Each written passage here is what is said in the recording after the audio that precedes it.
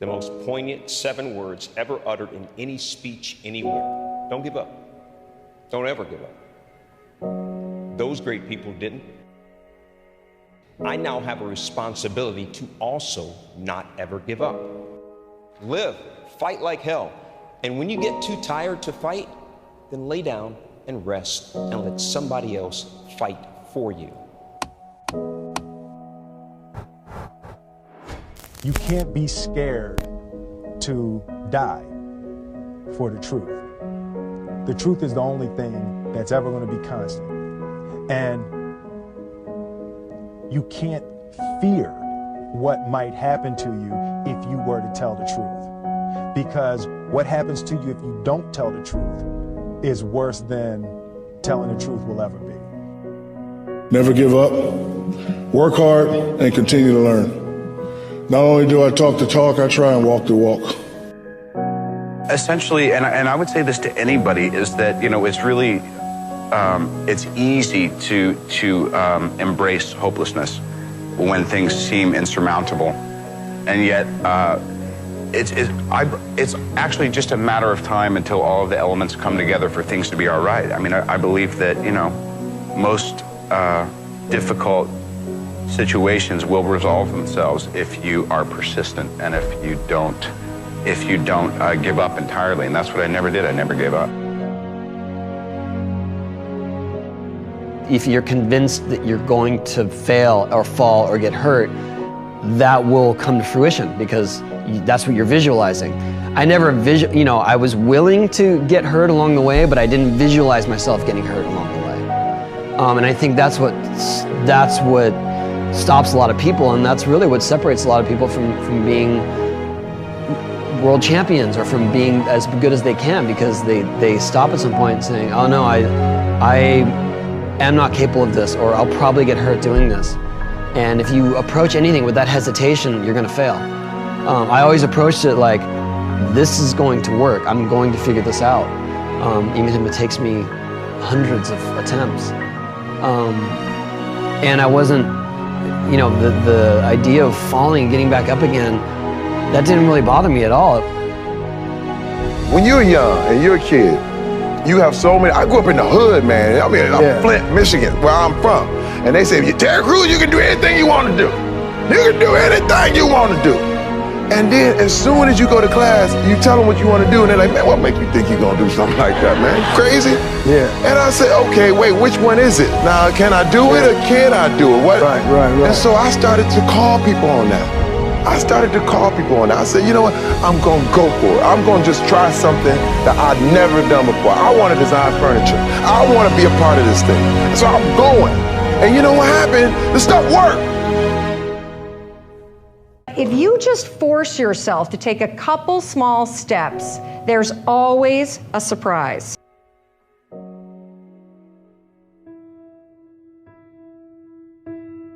The only thing that I see that is distinctly different about me is I'm not afraid to die on a treadmill.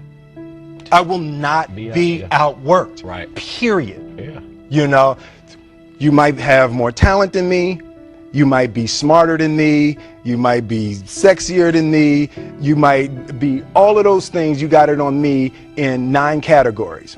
But if we get on the treadmill together, right, there's 2 things. You're getting off first, or I'm gonna die. It's really that simple. Growing up, I grew up, I wasn't the richest, but I had a rich family in spirit and in support. And,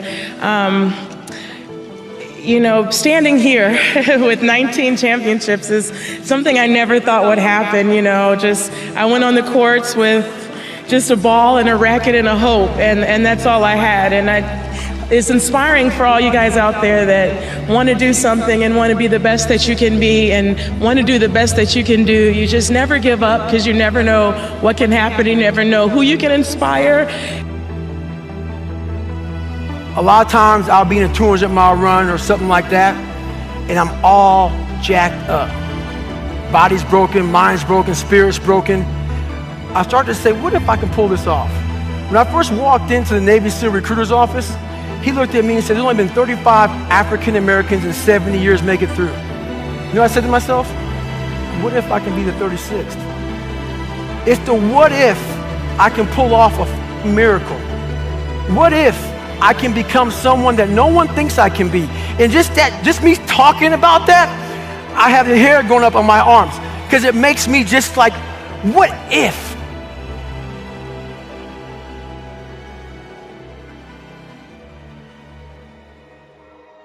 Never, ever, ever give up. Chicken Soup for the Soul was rejected by 144 publishers. 144 publishers said, we don't want to publish a collection of short stories. The title's stupid, Chicken Soup for the Soul, what does that mean? People don't buy collections of short stories. There's never been, successful chain of doing that. So literally, we spent 14 months trying to find a publisher. And we'd go to New York with our agent, and eventually our agent gave us the book back and said, I can't sell this. So we went to the National Booksellers Association convention down in Anaheim. We went from booth to booth to booth for 3 days. And there were 4,000 publishers represented there. And we go, would you publish our book? Would you publish our book? Would you publish our book? And we got no, no, no, no, no. It was late on the third day that a little publisher from Florida, after we'd gotten over 144 rejections, said, we'll read it. And then they said, we said, well, how many copies do you think we'll sell? After they said, yeah, we'll buy it. A couple weeks later, they said, we'll publish it. And they said, well, maybe 20,000 if we're lucky. And we said, our goal is to sell 1.5 million in a year and a half. Now, have you ever told someone your dream and had them laugh out loud at you? He laughed out loud. Now, if we had given up after 100 publishers had said no, I wouldn't be standing here today. Wouldn't have happened. And so you've got to be willing to persevere. Because we didn't take no. See, when the world says no, you say next. Only 5 or 6 billion people out there you can go and ask, right? There's over 4,000 publishers just here in the state of California. So what we have is this endless possibility, but you have to persevere. It's as if the universe tests our commitment. And so today we have 147 titles in print. We sold over 115 million copies. We're in 47 languages. And over $1 billion worth of Chicken Soup for the Soul books have been sold worldwide. So if you're willing to decide what you want, believe it's possible, consciously envision the future, feel the feelings of what it would feel like if you had achieved this goal, you can have anything, and then you take action, both obvious actions and inspired action. You can do anything. We were forced in the beginning. I wish I could say we were geniuses and said we're going to start our own company. That's not what happened. In the beginning, we went to every single label, and every single label shut their door on us. The genius thing that we did was we didn't give up. We didn't say, because these guys, we use that what do they know approach. We didn't give up at that point. I think that was the genius thing we did. We started selling our own CDs and we built our own buzz, and then the record company came back to us. So now we had a different negotiation. It wasn't the same artist label relationship. Now we retain ownership in our own company, and it was the best thing for us. What age should one give up on their dream? Never. Goethe said this, Henry Ford said this, Rockefeller said this, you're only as young or as old as your dreams. And as long as you still have dreams and visions and goals, they keep you young. It's the most amazing darn thing.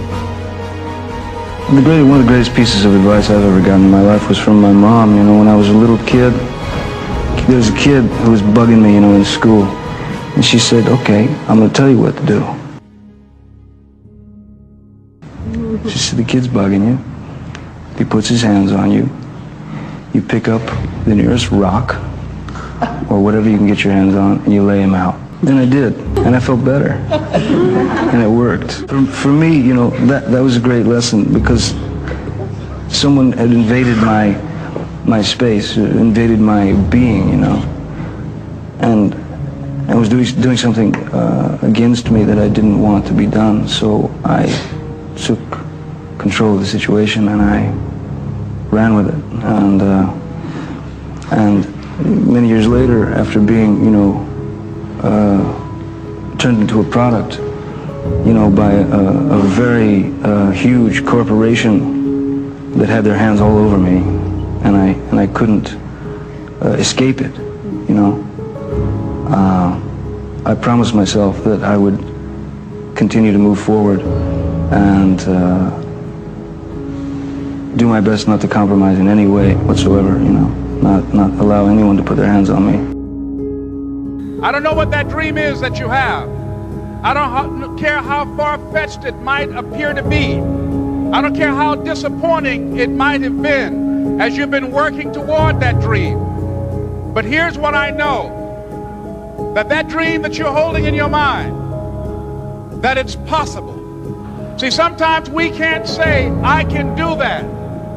But what we can say, that it's possible that I can have my dream.